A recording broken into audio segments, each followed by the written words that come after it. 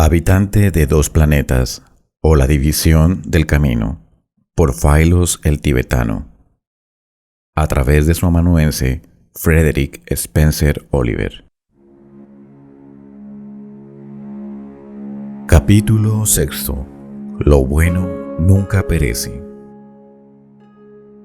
En fecha anterior al reinado del Rey Wauslen, debo llamar la atención a un periodo de tiempo que abarcaba 4.340 años, que incluían los sucesos más importantes de la historia de Poseida. Este intervalo, a pesar de su larga duración, había estado singularmente libre de guerras interinas, y aunque no totalmente desprovisto de sucesos militares, fue ciertamente más pacífico que cualquier subsiguiente época del mundo de igual periodo de tiempo que haya tenido lugar dentro de los 120 siglos cuyo lapso de tiempo abarcan los incidentes de esta historia. Al principio del periodo mencionado, los poseidanos, una poderosa y numerosa raza de montañeros, semicivilizados en su mayoría, pero con espléndida forma física, habían barrido como el lobo, y en muchas conquistas sanguinarias, habían conquistado finalmente a los pueblos pastores de las llanuras, los atlántidos. La guerra fue larga y dura, consumió años en su duración. El admirable valor de las tribus de la montaña encontró casi su igual en el desesperado coraje de sus primitivos enemigos. Un cuerpo de combatientes luchaba por la vida, y como los sabinos, para la preservación de sus mujeres contra la captura de las tribus que buscaban parejas, mientras que los otros luchaban por conquistar y como los romanos por conseguir esposas. Fue la estrategia superior la que dio finalmente la victoria a las huestes poseidanas.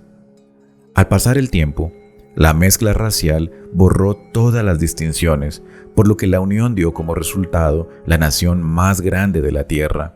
Guerras civiles sin consecuencias habían operado cambios en varias ocasiones en el complejo político, por lo que Poseida se había visto gobernada por autócratas absolutistas, por la oligarquía y por la teocracia, por gobernantes masculinos y femeninos, y al final por un sistema monárquico republicano del cual el Rey Wauslen era el jefe, cuando yo viví como Sailem en la Atlántida.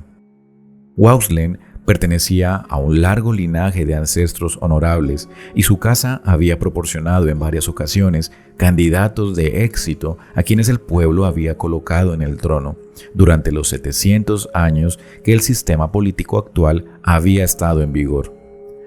Tal es la sinopsis de la historia de Poseida que yo he recogido de un volumen de la biblioteca de Agacoe. Podría relatar otras escenas, otras características de este largo periodo de la historia y mostrar cómo Poseida fundó las grandes colonias de América del Norte y Sur, en aquellos 3 grandes remanentes de Lemuria, de los cuales Australia no es más que un tercio, dejando al mundo por ese cataclismo que hundió a la Atlántida. También de cómo Atla fundó una serie de colonias en Europa del Este en una época en que no existía Europa Occidental y en partes de Asia y África. Pero no haré esto aquí, aunque poco a poco haré referencia a nuestras posesiones de Umaur cuando tal referencia sea relevante al tema de esta historia. Fatigado con la lectura hasta tarde de la absorbente historia, me levanté y salí al silencioso altozano en donde estaba situada nuestra casa, y mis cansados ojos se posaron en una escena que, a la gloriosa luz de la luna, era de una belleza de cuento de hadas. En el lecho del barranco, muy cerca, existía un lago en miniatura, pero a pesar de ello, un lago en apariencia, porque de hecho solo era un estanque de buen tamaño. Trozos de playa formaban bancos ocultos con flores. La canción del nosuri y las llamadas de otros varios pájaros de la noche se mezclaban con el suave golpeteo del agua al caer, la voz de la cascada que alimentaba esta gema lacustre. De algún lugar en la noche llegaba el sonido de trompetas y arpas y violines en armonía, elevándose en amplia cadencia o acunando con languidez soñadora, cuando la ligera brisa se levantaba o se calmaba, Sobre toda la escena brillaban los plateados rayos de Gnosis, redonda como un escudo en su suave brillantez, y oh, tan hermosa. Enseguida di la espalda al lago y miré por el barranco por el que pasaban algunas personas, a pesar de lo tarde de la hora, la 14ª desde el comienzo del día a las 12 de la mañana. Aquí y allá podían observarse los brillantes rayos blancos de las lámparas de las casas, iluminando desde abajo algún borde, revelando la presencia de ventanas o puertas. Pero no contemplé todo esto durante mucho tiempo. No podía con la maravillosa Maxt, la torre más elevada de construcción humana hecha en el mundo, elevándose en el paisaje. En la misma boca del cañón parecía ascender, con nada entre ella y yo que pudiera interferir con la vista. Aunque aparentemente cerca, estaba en realidad a más de 2 kilómetros de mi morada. En este año del Señor de 1886, los químicos consideran costoso el proceso por el que se produce un metal, el aluminio. En aquellos días, las fuerzas que salían del lado nocturno producían apenas sin costo cualquier metal que pueda ser encontrado en la naturaleza, tanto en bruto como refinado. Lo mismo puede ser hecho hoy día, aunque no sepáis cómo, y no está lejos el día en que otra vez descubriréis el conocimiento. Así, en aquella época, nosotros transmutábamos arcilla, primero acelerando su velocidad atómica para que se convirtiera en luz blanca de un poder iluminador pálido, y después reduciéndolo al, como si dijéramos, punto químico del aluminio. Y todo esto a un coste ni siquiera tan grande como en esta época cuesta sacar el hierro de su mena. Las minas de metal, como el oro, la plata, el cobre, etc., eran valiosas entonces al igual que hoy y no requerían procesamiento salvo fundición. Pero un metal que pudiera ser obtenido de cualquier trozo de roca de pizarra o un lecho de arcillo era tan barato como para ser el principal metal base en uso. De aluminio había sido construida la gigantesca torre de Maxt. Podía ver su base desde donde me encontraba, un enorme cubo de mampostería, así como el superestructural fuste circular de metal sólido de la torre propiamente dicha, una columna puntiaguda blanca, pálida, iluminada por los rayos lunares. Desde la base hacia arriba, mi mirada viajó hasta que se posó en la cúspide, un punto de cerca de 900 metros de altura. Maravillado por ese triunfo, coronado de la escena, miré la columna que perforaba el cielo, centinela sobre el jardín de la ciudad, protegiendo de los rayos cuando el Señor del trueno salía. Y todo mi pensamiento estaba en su grandeza y su majestuosa belleza.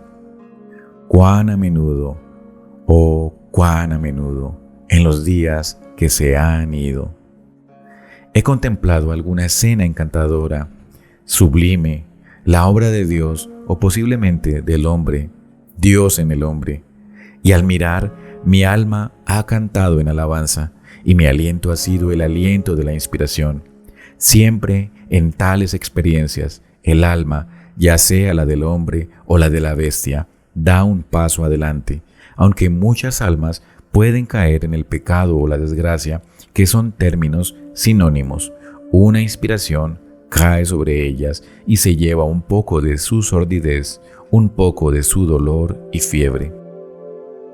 De esta manera, las glorias y maravillas de Atlántida, la Grande, no fueron en vano. Y tú y yo, lector, vivimos entonces y antes de entonces.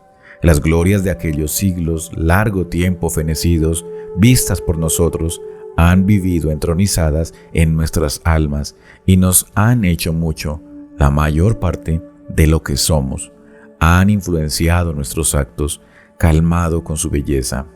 ¿Qué importa entonces? Aunque las formas del pasado lejano, misterioso, sean borradas de toda la existencia, salvo del registro del gran libro de la vida, el alma, su influencia vive y por siempre. No deberíamos, pues, esforzarnos para que nuestras obras puedan ennoblecer, puedan vivir en el alma y el espíritu, y ser miradas retrospectivamente por nosotros mismos y otros, como yo, aquí, miro el registro de mi pasado muerto, pero sempiterno. Es un gran gozo haber conseguido así la eminencia de espíritu que me permite escudriñar la historia de las vidas desde las que pasé por el pórtico de la tumba, vidas que ahora vuelvo a contemplar a través de los ojos de una personalidad diferente, una personalidad más engranada, una mayor de una cadena, como perlas en una sarta, enseñándome, yo soy yo.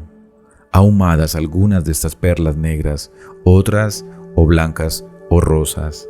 Ay, alguno incluso son rojas. Si las lágrimas pudieran sumarse a su número, yo tendría más. Oh, muchas más, porque las blancas son muy pocas y las ahumadas, las negras y las rojas son muchas. Pero mi perla de gran valor es mi última vida. Blanca es ella, y por mi maestro fue cortada cruciforme. Cuando él me la dio, me dijo, está hecho. Verdaderamente, marca la conjunción de lo finito con lo infinito. Así es el periodo establecido para todo tiempo, para mí, salvo que yo elija.